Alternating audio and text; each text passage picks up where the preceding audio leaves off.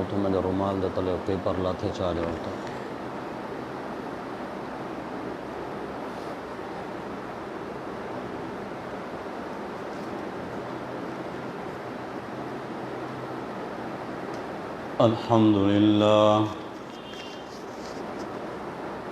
الحمد لله نحمده ونستعينه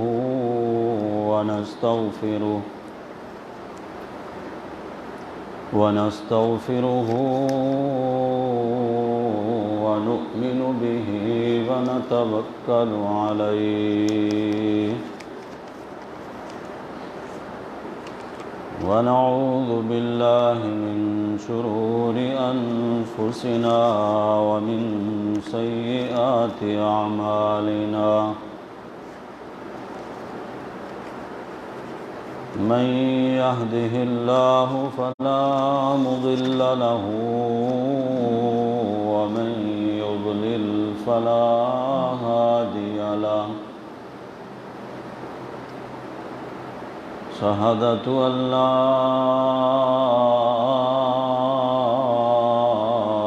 إله إلا الله وحده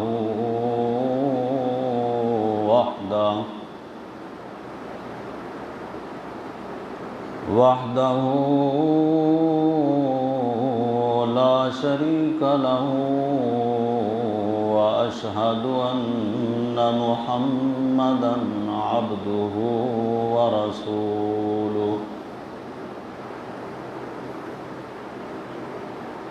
أما بعد فأعوذ بالله من الشيطان الرجيم بسم الله الرحمن الرحيم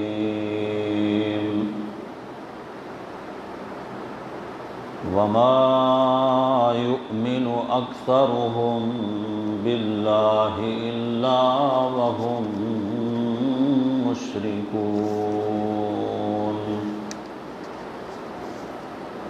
قال رسول الله صلى الله عليه وسلم قل ما شاء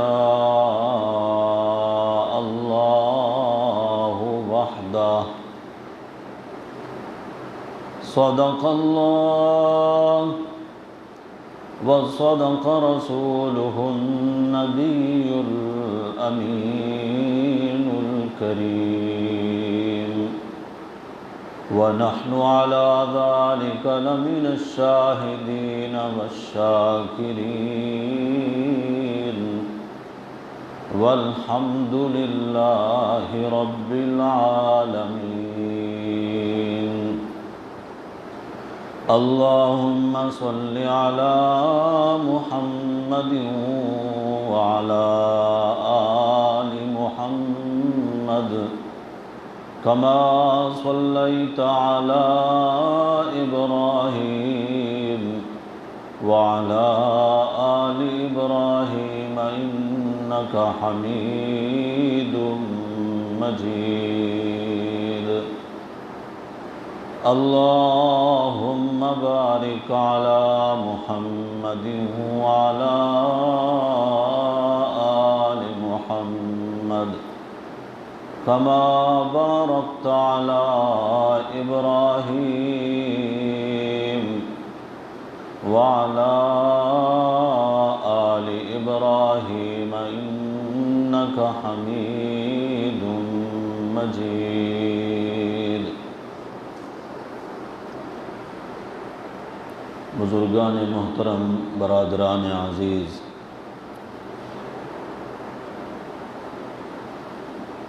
رمضان المبارک کے پہلے 2 جمعے جو گزر چکے ہیں،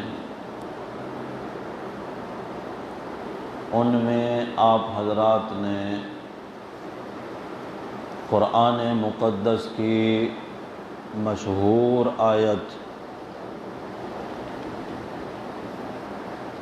آیت الکرسی کا بیان سنا تھا۔ اللہ نے آیت الکرسی کو باقی آیات پر عظمت اور فضیلت عطا فرمائی ہے، کیونکہ آیت الکرسی میں عظمت والے رب کی صفات کا ذکر ہے۔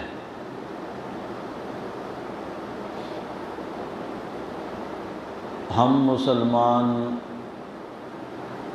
حفاظت کے لیے آیت الکرسی پڑھتے ہیں،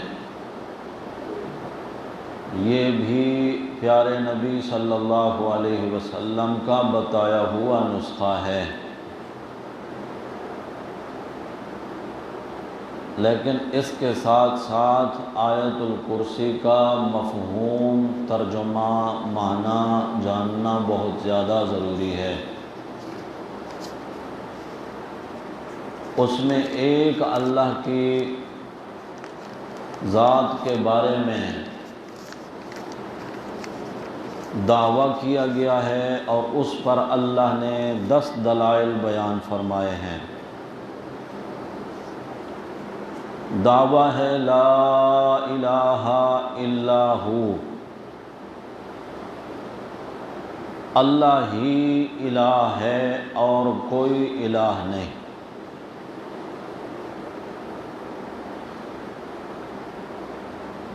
جب بندہ دائرہ اسلام میں داخل ہوتا ہے تو اس وقت بھی اس کو اس کلمے کے پڑھنے کو تلقین کی جاتی ہے کہ یہ کلمہ پڑھ، اقرار کر کے پھر تو اسلام میں داخل ہو سکتا ہے۔ لا الہ الا اللہ،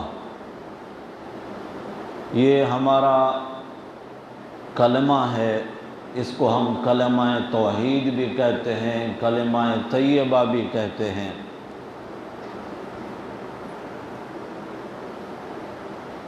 صرف اس کا اقرار، اور اقرار بھی ایسا کہ تصدیق بالقلب، دل بھی اس کی تصدیق کرے۔ جس نے اللہ کو ایک جان لیا اور اللہ کو ایک مان لیا، اللہ کو ایک جاننا اور ماننا، کس چیز میں وہ ایک ہے؟ ذات میں بھی وہ ایک ہے، صفات میں بھی وہ ایک ہے، اختیارات میں بھی وہ اکیلا ہے اور حقوق میں بھی وہ اکیلا ہے۔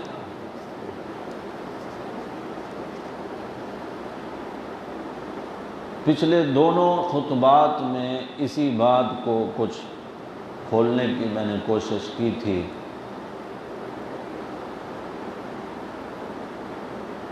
اللہ کی ذات اور صفات کے بارے میں اگر کوئی مسلمان نہیں جانتا تو اس نے تو اللہ کی پہچان ہی نہیں کی ہے، اور اللہ کی پہچان نہ ہو تو پھر یہ کیسا مسلمان ہے؟ وجہ اس کی یہی ہے کہ جب اللہ کی ذات اور صفات کے بارے میں علم نہیں ہے، یہی وجہ ہے کہ آج کا مسلمان اللہ کی جو صفات ہیں وہ اللہ کے بندوں میں مانتا ہے،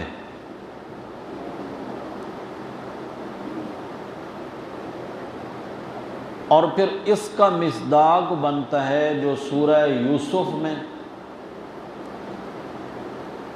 اللہ رب ذوالجلال نے بیان فرمایا وَمَا يُؤْمِنُ أَكْثَرُهُمْ بِاللَّهِ إِلَّا وَهُمْ مُشْرِكُونَ۔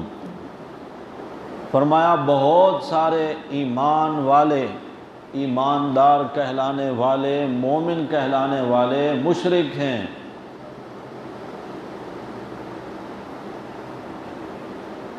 ادھر سے مومن بھی اور مشرک بھی اللہ فرماتے ہیں ما جعل اللہ لرجل من قلبین فی جوفہ، ہم نے تو کسی بندے کے سینے میں 2 دل نہیں رکھے۔ کہ ایک دل مومن ہو اور دوسرا دل کافر ہو،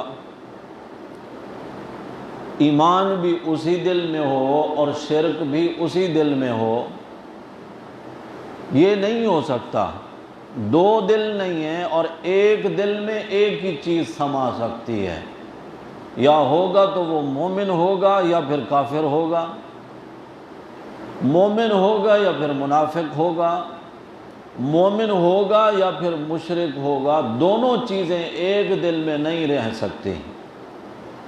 جہاں شرک ہو، کفر ہو، نفاق ہو، وہاں جب خالص ایمان آ جاتا ہے تو وہ تینوں چیزیں نکل گئیں۔ اللہ کو ایسا ایمان چاہیے بندے کا، اور ایسا ہی ایمان ہم انسانوں کے لیے آخرت میں ذریعہ نجات بنے گا۔ یہ تمہیدی چند باتیں ہیں، ہو سکتا ہے کہ سر کے اوپر سے بھی گزر رہی ہوں، لیکن باتیں ہیں سمجھنے کی کہ اللہ کی ذات کا تعارف ہو رہا ہے، اور اسی کے لیے اللہ نے 1.25 لاکھ نبیوں کو بھیجا۔ ہر نبی نے یہی بات سمجھائی ہے، لا الہ الا اللہ۔ مکے والوں کے لیے لا الہ الا اللہ کا سمجھنا اس لیے مشکل نہیں تھا کہ وہ عربی لوگ تھے، عربی ان کی زبان تھی، دعوت دینے والے پیغمبر بھی عربی تھے، قرآن بھی عربی میں نازل ہوا اور کلمہ بھی عربی میں ہے، تو ان کے لیے تو سمجھنا آسان تھا۔ ہم جو اجمی لوگ ہیں، اردو بولنے والے، سندھی بولنے والے، پشتو بولنے والے، پنجابی بولنے والے، ہمارے لیے ضروری ہے کہ ہم اپنے اللہ کی ان صفتوں کو جانیں، سمجھیں، تاکہ ہمارا ایمان خالص ایمان ہو، اس میں پھر شرک اور نفاق کی آمیزش اور ملاوٹ نہ ہو۔ دعا کریں اللہ ہمیں ایسا خالص ایمان نصیب فرمائے۔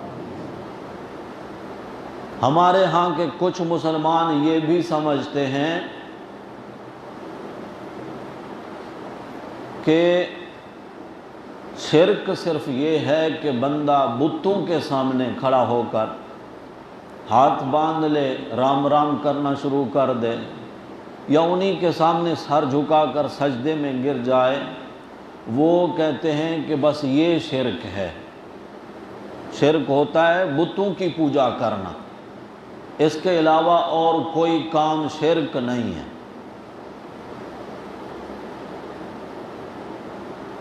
میں قرآن کی آیات پڑھ کر الہ کی جو صفات ہیں کہ الہ کہتے کس کو ہیں، ہم جو کہتے ہیں لا الہ الا اللہ، تو الہ کا پتہ تو ہو، الہ کون ہوتا ہے، الہ کی صفتیں کون سی ہیں۔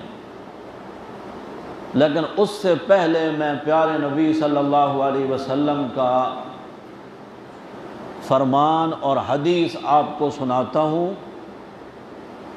جس کو آپ سمجھیں گے، جس کو آپ یہ سمجھیں گے کہ صرف بتوں کی عبادت شرک نہیں ہوتی، بندوں کی عبادت بھی شرک ہی ہوتی ہے۔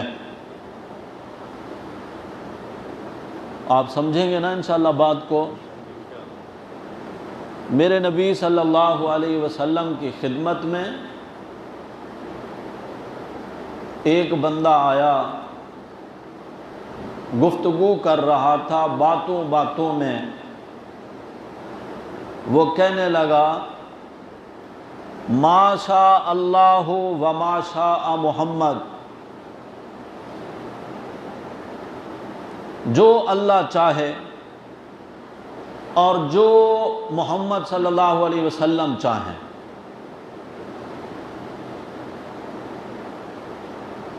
اللہ کے نبی صلی اللہ علیہ وسلم نے اس کی یہ بات سن کر فرمایا اجعلتنی للہ ندن، تو نے مجھے اللہ کا شریک بنا دیا، تو نے مجھے اللہ کا شریک بنا دیا ہے۔ یہ نسائی شریف میں حدیث ہے۔ اس نے کیا کہا تھا؟ جو اللہ چاہے اور جو رسول اللہ چاہیں صلی اللہ علیہ وسلم۔ اس پر آپ صلی اللہ علیہ وسلم غصہ ہوئے اور فرمایا کہ تو نے مجھے اللہ کا شریک بنا دیا۔ کیا مطلب؟ چاہت، جو چاہے، یہ صفت اللہ کی ہے۔ جو چاہے کرے، یہ صفت کس کی ہے؟ یعنی اختیار ہر چیز پر اللہ کا ہے۔ اس نے اللہ کے نبی کو بھی با اختیار بنا کر پیش کیا۔ اس نے کہا جو اللہ چاہے، جو آپ چاہیں، اور میرے نبی صلی اللہ علیہ وسلم نے فرمایا اجعلتنی للہ ندن، تو نے مجھے اللہ کا شریک بنا دیا ہے۔ قل ما شاء اللہ وحدہ، یوں کہے کہ جو اللہ اکیلا چاہے۔ ہوتا وہی ہے جو اللہ اکیلا چاہے۔ میری چاہت اگر اس میں شامل ہو گئی تو اللہ کے اختیارات میں تو نے مجھے اللہ کا شریک بنا دیا، اسی کا نام شرک ہے۔ اس حدیث مبارکہ سے پتہ چلا کہ اگر اللہ کی کسی صفت میں کسی نبی کو یا ولی کو یا علی کو یا امام کو یا غوث کتب ابدال کو، کسی کو بھی اگر اللہ کی کسی صفت میں شریک کیا جائے گا تو یہ شرک ہوگا۔ بات سمجھ رہے ہو بھائیو؟ اور شرک یہ اتنا عظیم گناہ ہے، شرک کرنے والے کی کوئی نیکی باقی نہیں رہتی۔ روزہ رکھے وہ بھی ضائع، نماز پڑھے تو بھی ختم، قربانیاں کرے، زکوٰۃ دے، کعبے کے طواف کرے، حج کرے، کچھ بھی کرے، اللہ قرآن میں کئی مقامات پر فرماتے ہیں حبطت اعمالہم، ایسے لوگوں کے عمل حبت یعنی ختم کر دیتا ہوں میں، مٹا دیتا ہوں کہ نیکیاں لکھنی ہی نہیں ہیں۔ اور سورہ کہف اکثر مسلمان جمعہ کے دن اس کی تلاوت کرتے ہیں، اللہ سب کو توفیق دے۔ آخری رکوع ہے سورہ کہف کا، اللہ فرماتے ہیں جب قیامت کا دن قائم ہوگا، جو ایسے لوگ ہیں شرک کرنے والے، لا نقیم لہم یوم القیامت وزنا، اللہ ان کے لیے میزان میں اعمال تولنے کے لیے ترازو قائم ہی نہیں کریں گے۔ کیوں؟ اس لیے کہ ترازو قائم ہوتا ہے اچھائی برائی کو تولنے کے لیے، یہاں اچھائی کوئی ہے ہی نہیں، اچھائی کوئی ہے ہی نہیں۔ یا اللہ اس نے نمازیں پڑھی تھی، اللہ کہتے ہیں حابطت، نہیں پڑھی۔ اللہ اس نے روزے رکھے، حج کیے، زکاتیں دی ہیں، اللہ فرماتے ہیں حابطت، کچھ بھی نہیں کیا، ہم اس کے لیے ترازو قائم ہی نہیں کریں گے۔ کیوں؟ کہ بس ایک ہی اس نے بڑا گناہ کیا ہے جس سے بڑا کوئی اور گناہ نہیں۔ تو کیا خیال ہے، اتنے بڑے گناہ کے بارے میں جاننا روزے سے بھی زیادہ ضروری ہے نا، کیونکہ اسی عمل کی وجہ سے روزہ قبول ہوتا ہے، اسی ایمان کی وجہ سے نمازیں قبول ہوتی ہیں۔ بندہ بھوکا پیاسا بھی رہے، پورا مہینہ مشقت میں بھی گزارے، اور ہر سال ایسا کرے، اور میدان محشر میں جا کر پتہ چلے کہ اس کا کوئی بھی عمل اللہ کے ہاں قابل قبول نہیں تھا، تو اس دن کی حسرت اور ندامت جو ہوگی وہ پھر کسی کام نہیں آئے گی۔ اس لیے یہ جاننا ضروری ہے وہ کون سا قیمتی موتی ہے ایمان والا، جس کی وجہ سے بندے کی نمازیں بھی قبول ہوتی ہیں، روزے بھی قبول ہوتے ہیں، حج بھی قبول ہوتے ہیں، زکوٰۃ بھی قبول ہوتے ہیں۔ بندہ ایک فرض ادا کرتا ہے، اللہ کہتے ہیں ایک نہیں 70 لکھو۔ بندہ نفلیں پڑھ رہا ہے، اللہ فرشتوں سے کہتے ہیں نفل نہیں لکھنا، فرض لکھو۔ بندہ 1 روپیہ اللہ کے راستے میں دیتا ہے، اللہ کہتے ہیں ایک نہیں لکھنا 70 لکھو۔ کس وجہ سے؟ ایمان اور خالص ایمان جس میں ذرہ برابر شرک کی ملاوٹ نہ ہو۔ تو یہ کہنا لوگوں کا بالکل بیکار ہے کہ شرک صرف بتوں کی پوجا کا نام ہے۔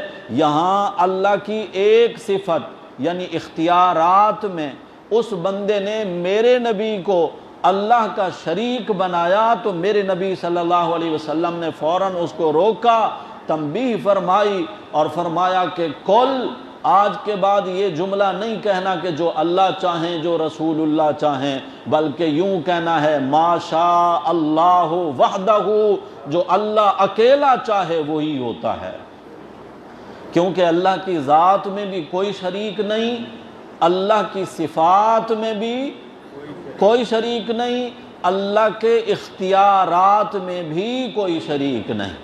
یہ ایک دلیل ہے۔ دوسری دلیل امام ابن کثیر رحمۃ اللہ علیہ تفسیر ابن کثیر میں میرے نبی صلی اللہ علیہ وسلم کے خطوط کا ذکر فرماتے ہیں۔ میرے نبی نے دوسرے مذاہب کے لوگوں کو جو خط لکھے دعوت دین کے، بادشاہوں کو بھی لکھے دوسرے ملکوں کے، عیسائیوں کو اللہ کے نبی صلی اللہ علیہ وسلم نے جو خط لکھوایا اس کا مضمون کچھ یوں تھا فَإِنِّي أَدْعُوكُمْ إِلَىٰ عِبَادَةِ اللَّهِ مِنْ عِبَادَةِ الْعِبَادِ، میں تمہیں دعوت دیتا ہوں اللہ کی عبادت کی، بندوں کی عبادت کو چھوڑ کر اللہ کی عبادت میں آ جاؤ۔ عیسائی بندوں کی کون سی عبادت کرتے تھے؟ وہ اللہ کے نبی عیسیٰ علیہ السلام کو مشکل کشا سمجھتے تھے، حاجت روا سمجھتے تھے، نفع نقصان کا مالک سمجھتے تھے۔ مشکلات میں حاجات میں اللہ کے نبی عیسیٰ علیہ السلام کو وہ پکارتے تھے، بلاتے تھے ہماری مدد کریں۔ تو اللہ کے نبی صلی اللہ علیہ وسلم نے اس کو کیا قرار دیا؟ بندوں کی عبادت۔ اور لا الہ الا اللہ کا معنی کیا ہے کہ عبادت کے لائق کون ہے؟ اللہ۔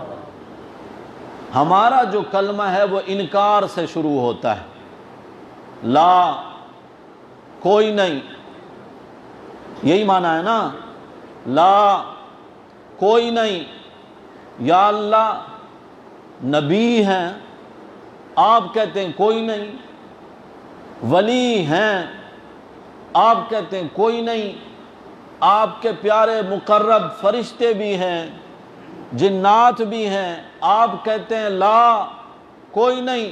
اللہ فرماتے ہیں نبی ہیں، الہ مگر الہ کوئی نہیں، ولی ہیں مگر الہ کوئی نہیں، فرشتے ہیں مگر الہ کوئی نہیں، جنات ہیں مگر الہ کوئی نہیں۔ کون ہے الہ؟ الا اللہ، یہ ہے لا الہ الا اللہ۔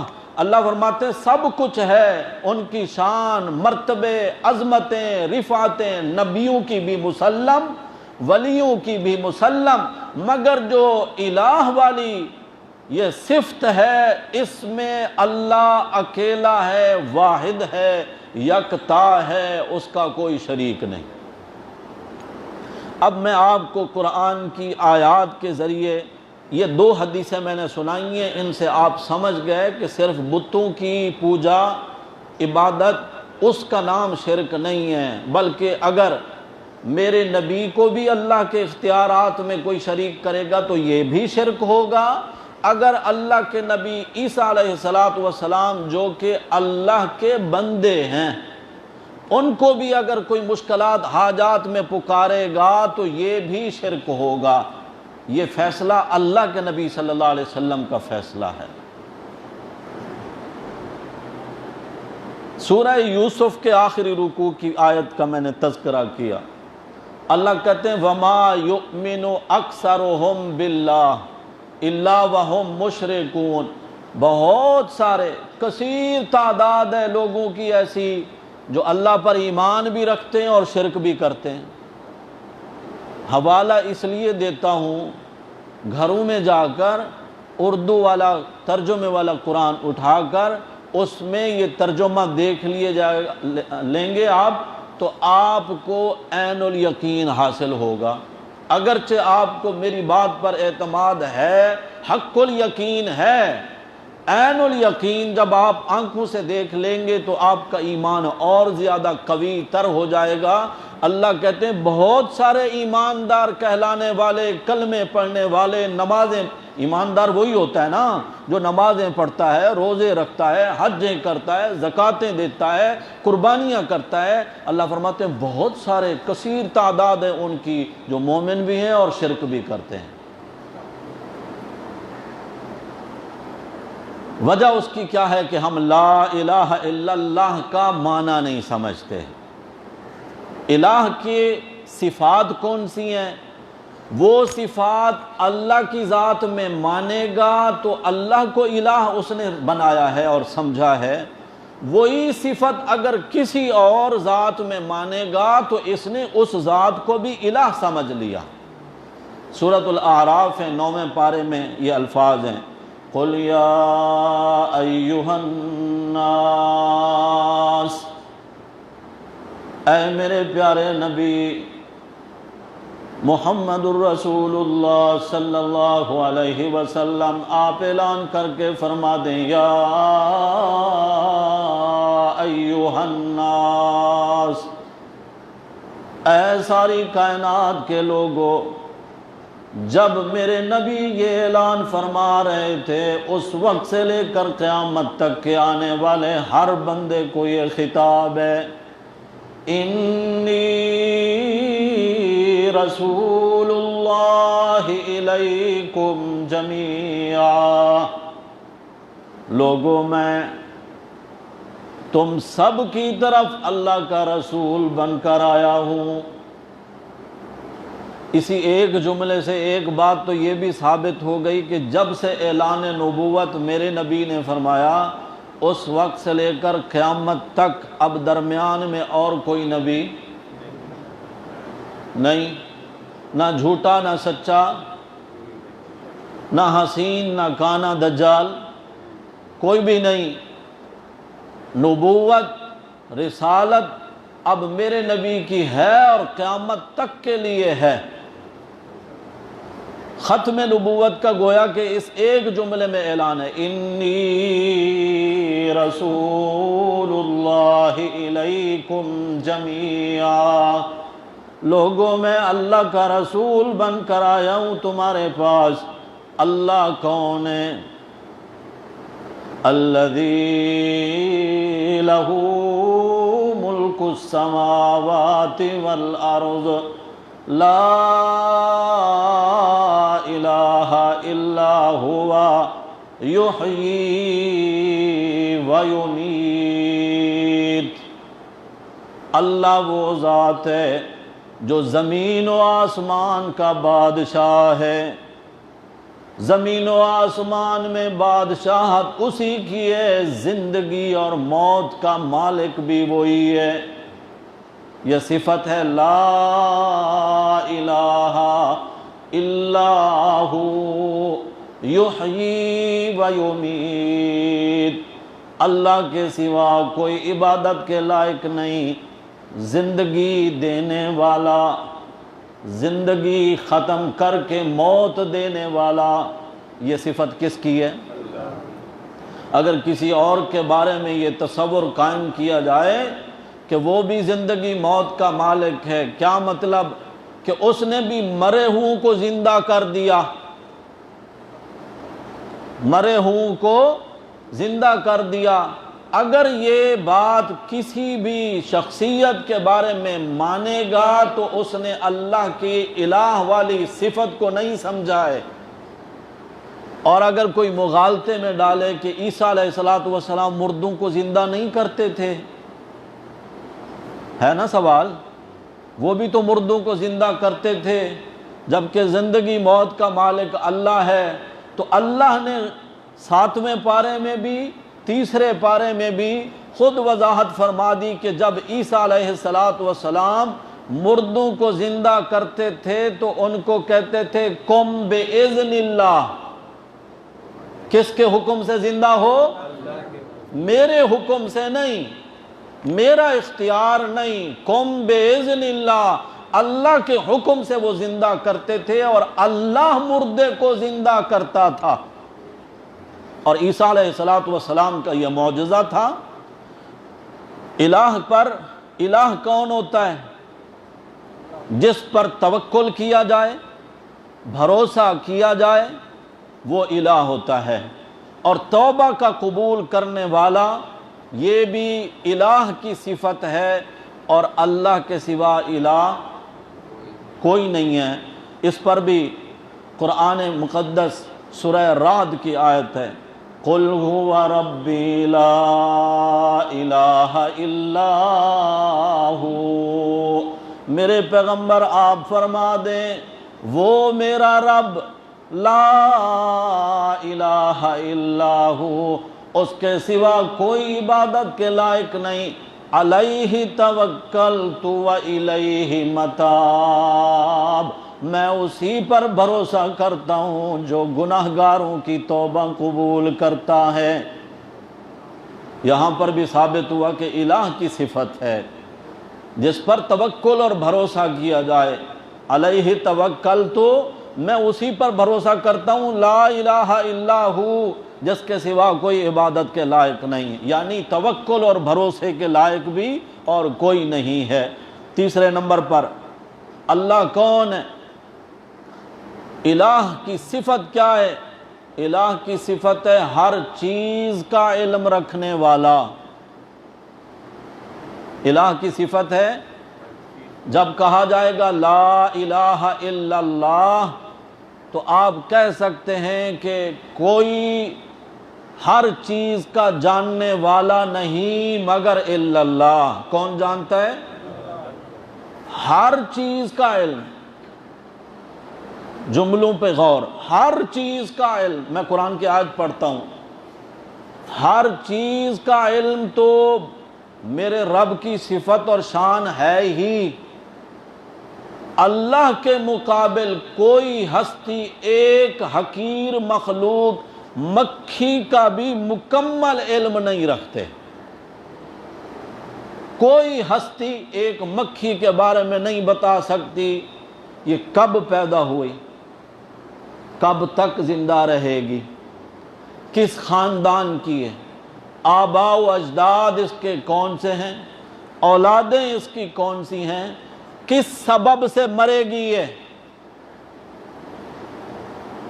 اس کے جسم کے ذرات جو ٹوٹ کر بکھریں گے، ہوائیں اڑا کر لے جائیں گی، وہ ذرے کہاں کہاں پہنچیں گے، ایک مکھی کا یہ مکمل علم بھی اللہ کے سوا کسی میں نہیں۔ اور میرے رب کا دعویٰ یہ ہے کہ میں ہر چیز کا علم رکھنے والا ہوں۔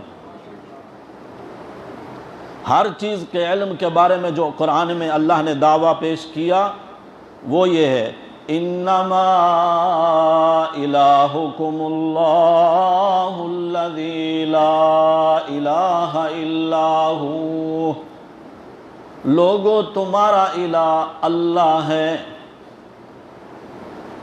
وہ ذات ہے کہ جس کے سوا کوئی عبادت کے لائق نہیں، وسع کل شیء علما، اس کا علم ہر چیز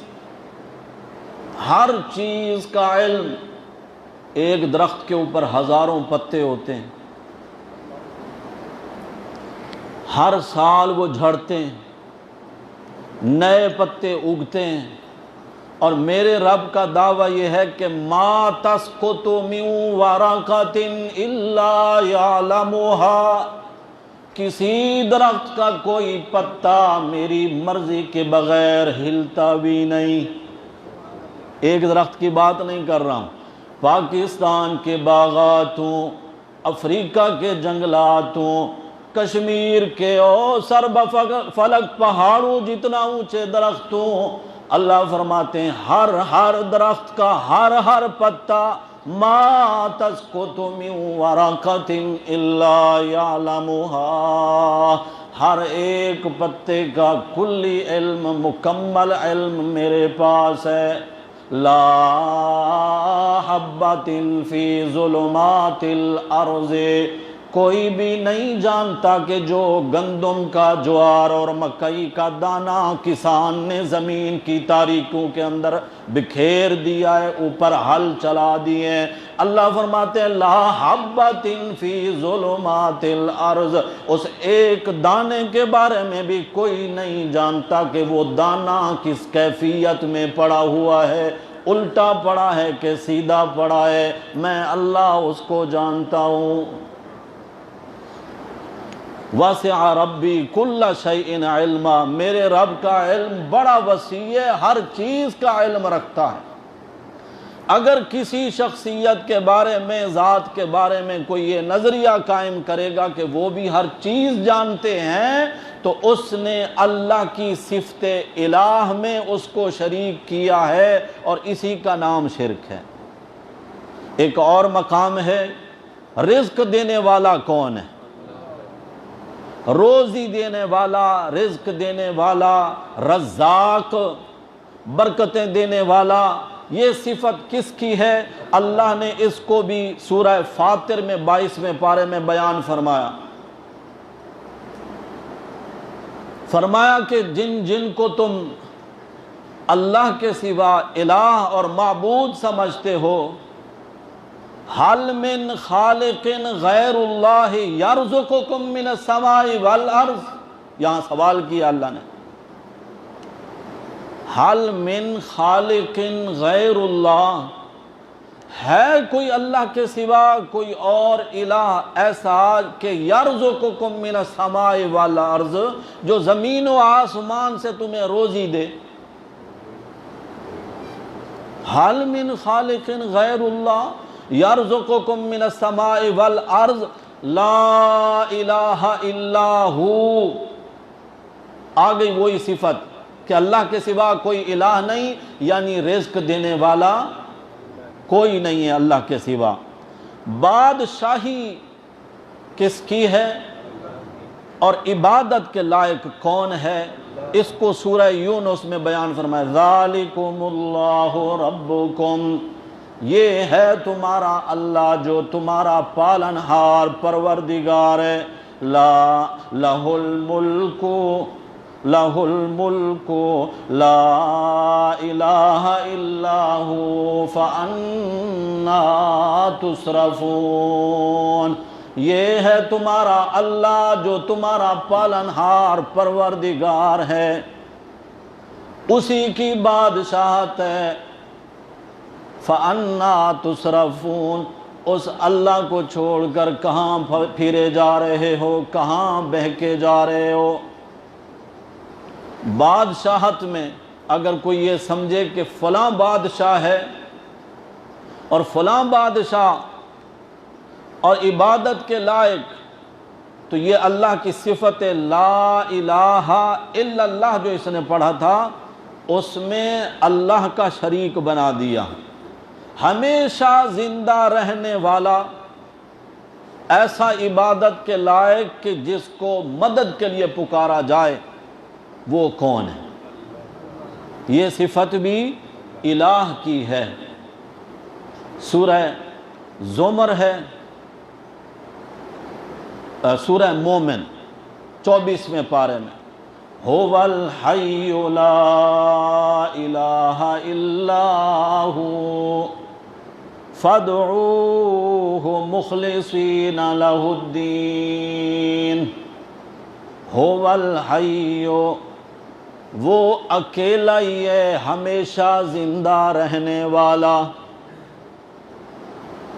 اللہ کے سوا ہمیشہ زندہ رہنے والا اور کل نفس ذائقۃ الموت، ہر ایک نفس نے موت کا ذائقہ چکھنا ہے، کل شیء ہالک الا وجہہ، ہر ایک چیز ہلاک ہو جائے گی، فنا ہو جائے گی، مگر تیرے رب کا چہرہ باقی رہے گا۔ کل من علیہا فان، ہر ایک نے فنا ہو جانا ہے، ہر ایک پر فنا آئے گی۔ وَيَبْقَى وَجْهُ رَبِّكَ ذُو الْجَلَالِ وَالْإِكْرَامِ، تیرا رب باقی رہنے والا ہے جس کی صفت ہے ذو الجلال والاکرام، بڑا مہربان ہے، بڑے جلال اور عظمت والا ہے، یہ اس کی صفت ہے ہمیشہ باقی رہنا۔ اللہ کے سوا باقی رہنا اور ہمیشہ رہنا کوئی نہیں۔ آپ نے سنا ہوگا کئی ایسے کمزور عقیدے کے لوگ ہیں جن کا نظریہ ہے حضرت خضر علیہ السلام آج تک زندہ ہیں، وہ میرے نبی سے بھی ہزاروں سال پہلے گزرے ہیں، موسیٰ علیہ السلام کے زمانے میں وہ گزرے ہیں۔ اگر وہ آج تک زندہ ہیں اور قیامت تک رہیں گے تو اللہ کی یہ صفت کہاں جائے گی کہ ہمیشہ زندہ رہنے والا کون ہے؟ یہ تو قرآن سے دلیل ہے نا، اور میرے نبی صلی اللہ علیہ وسلم کے فرمان سے دلیل یہ ہے کہ نبی اکرم صلی اللہ علیہ وسلم نے فرمایا آج پوری کائنات میں جتنا لوگ موجود ہیں، میرے نبی اپنے دور کی بات فرما رہے ہیں، آج پوری کائنات میں جتنے لوگ موجود ہیں ان میں سے 100 سال کے بعد کوئی بھی زندہ نہیں ہوگا، سب باری باری چلے گئے۔ تو میرے نبی صلی اللہ علیہ وسلم کا یہ فرمان پھر کہاں جائے گا؟ اگر میرے نبی کے زمانے تک وہ زندہ تھے تب بھی میرے نبی کے فرمان میں آ کر تو بات ثابت ہو گئی کہ 100 سال کے بعد تو پھر کوئی بھی زندہ نہیں رہنے والا۔ مطلب یہ تھا کہ زندگیاں اتنی لمبی نہیں ہیں، اور اللہ کی یہ صفت ہے هو الحی، وہ اکیلا ہی ہے زندہ رہنے والا، ایسا زندہ ہمیشہ سے ہے، ہمیشہ رہے گا۔ هو الاول والآخر والظاہر والباطن وَهُوَ بِكُلِّ شَيْءٍ عَلِيمٌ، تو ہمیشہ زندہ رہنا اللہ کی صفت ہے، لا الہ الا ہو۔ اللہ فرماتے ہیں میری اس صفت میں، ہمیشہ زندہ رہنے والی صفت میں میرا کوئی شریک نہیں۔ فَادْعُوهُ، جب بھی تجھے کوئی ضرورت پڑے تو اسی کو پکارنا ہے، اور پکارنا بھی کیسا ہے اس کی بھی اللہ نے وضاحت فرما دی، مخلصین لہ الدین، خالص اس کو پکارنا ہے۔ جب پکارنے لگے یا اللہ، یا رحمان، یا رب، یا غفور، اللہ کی ذات یا اللہ کی صفات کا نام لے کر، یا تو پھر رب اغفر ورحم، رب ارحمہما کما ربیانی صغیرا، یا پھر کہہ رہا ہو اللہم انک عفو کریم تحب العفو فاعف عنا یا غفور، اللہ کی صفات یا اللہ کی ذات کا نام لے کر پھر رب کو پکارنا ہے۔ تو ہمیشہ زندہ رہنے والا، عبادت کے لائق، اور جس کو ضروریات میں پکارا جائے، اللہ فرماتے ہیں یہ میری شان ہے، میری صفت ہے۔ 7ویں نمبر پر آیت ہے زندگی دینے والا، موت دینے والا، یہ کون ہے؟ یہ الہ کی صفت ہے، لا الہ الا ہو ربکم، یہ سورہ دخان ہے 25ویں پارے میں، لا الہ الا ہو، اللہ فرماتے ہیں میرے سوا کوئی الہ نہیں، ربکم و رب آبائکم الاولین، یہی تمہارا بھی رب ہے، تمہارے پہلے آباء و اجداد کا پالنہار پروردگار بھی وہی رب ہے اور کوئی نہیں۔ تو بہت ساری آیات ہیں قرآن مقدس کی. عرض کرنے کا مقصد یہ تھا، لوگ یہ سمجھتے ہیں کہ صرف بتوں کی اگر کوئی پوجا کرتا ہے تو اسی کا نام شرک ہے، اس کے علاوہ شرک کوئی چیز نہیں.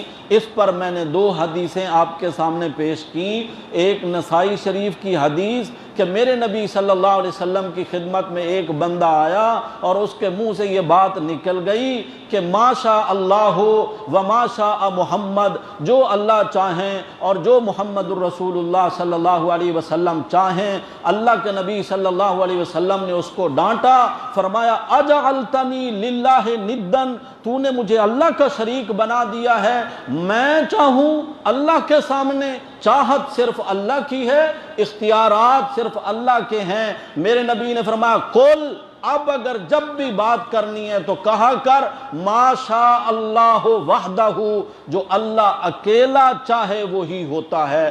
حالانکہ اس بندے نے صرف اختیارات میں میرے نبی کو اللہ کی صفت میں شامل کیا تھا، اس کو میرے نبی نے شرک قرار دیا، کیونکہ اللہ کی ذات اور صفات میں کسی کو بھی اگر شریک کرے اسی کا نام شرک ہے. دوسرے یہ کہ میرے نبی صلی اللہ علیہ وسلم نے خط لکھا عیسائیوں کو اور ان کو فرمایا میں تمہیں دعوت دیتا ہوں بندوں کی عبادت کو چھوڑ کر رب کی عبادت میں آ جاؤ. اور وہ بندوں کی عبادت کیا کرتے تھے؟ عیسیٰ علیہ السلام کو مشکل کشا حاجت روا سمجھ کر پکارتے تھے، انہی کی نظر و نیاز دیتے تھے. میرے نبی نے اس کو بندوں کی عبادت قرار دیا. اور مومن مسلمان کہتا ہے لا الہ الا اللہ، اللہ کے سوا عبادت کے لائق کوئی نہیں ہے.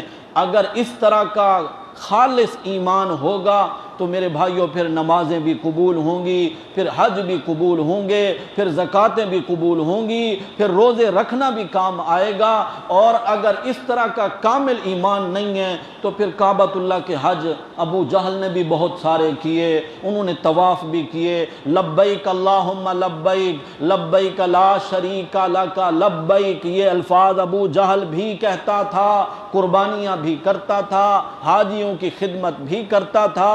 اللہ کے گھر مسجد حرام بیت اللہ کی تعمیر بھی اس نے کی تھی اور اس نے شرط بھی لگائی تھی لوگوں اللہ کا گھر بنانے لگا ہوں، سارے لوگ حلال مال میں سے حصہ ملائیں، حرام کی کمائی اس میں شامل نہ کریں. اللہ فرماتے ہیں ایک طرف اس کی یہ ساری نیکیاں، سورہ توبہ ہے اس کا 3واں رکوع ہے 10ویں پارے میں، اللہ توفیق دے کوئی سا ترجمے والا قرآن اٹھا کر دیکھ لیں. اجعلتم سقایۃ الحاج و عمارۃ المسجد الحرام کمن آمن باللہ والیوم الآخر وجاہد فی سبیل اللہ. فرمایا کہ ایک طرف حاجیوں کی خدمت کرنا اور مسجد حرام بنانا ہے، اور دوسری طرف وہ بندہ ہے جو خالص ایمان والا ہے اور اللہ کے راستے میں جہاد بھی کرتا ہے. اللہ نے فیصلہ سنایا لا یستوون عند اللہ، نیکیاں جتنی بھی بڑی اونچی کر لے ایمان خالص نہ ہو اللہ کے نزدیک یہ نیکیاں کرنے والا اور ایمان والا برابر نہیں. نیکیاں تو قبول ہی اس وقت ہوتی ہیں جب بندے کا ایمان خالص ہو، شرک سے پاک ہو. شرک اتنا بڑا عظیم گناہ ہے جو ساری نیکیوں کو مٹا دیتا ہے، اور لا الہ الا اللہ اتنی بڑی نیکی ہے کہ اگر یہ بنیاد درست ہو، یہ بنیاد مستحکم اور مضبوط ہو کہ اللہ کی ذات اور صفات اور اللہ کے اختیارات اور اللہ کے حقوق میں کسی کو شریک نہیں کرتا، تو یہ نیکی اتنی بڑی نیکی ہے کہ میرے نبی صلی اللہ علیہ وسلم فرماتے ہیں جس نے صدق کے دل سے لا الہ الا اللہ کہا 100 سال تک اگر کفر کرتا رہا پچھلے سارے گناہ اللہ معاف فرما دیتے ہیں. اور میرے نبی صلی اللہ علیہ وسلم نے فرمایا حدیث قدسی ہے، میرا رب کہتا ہے اے میرے بندے تو قیامت کے دن مجھے اس حال میں ملے ساری زمین جتنا یہ خلا ہے تیرے گناہوں سے بھرا ہوا ہو، لیکن اس میں ایک گناہ شرک والا نہ ہو، میں رب وعدہ کرتا ہوں تجھے معاف کر دوں گا. لیکن اتنی بڑا زمین و آسمان کا خلا نیکیوں سے بھرا ہوا ہو اور اس میں صرف ایک گناہ ہو شرک والا، وہ ساری نیکیاں برباد ہو جاتی ہیں. اس لیے اس عقیدے کو سمجھنے کی ضرورت ہے میرے بھائیوں، تاکہ ہمارے روزے، نمازیں، حج، زکاتیں، یہ قربانیاں، یہ مجاہدے سارے اللہ قبول فرما لے۔ اللہ ہمیں خالص ایمان اور خالص عمل نصیب فرمائے اور اسی کی توفیق عنایت فرمائے۔ آخر دعوانا الحمد للہ رب العالمین۔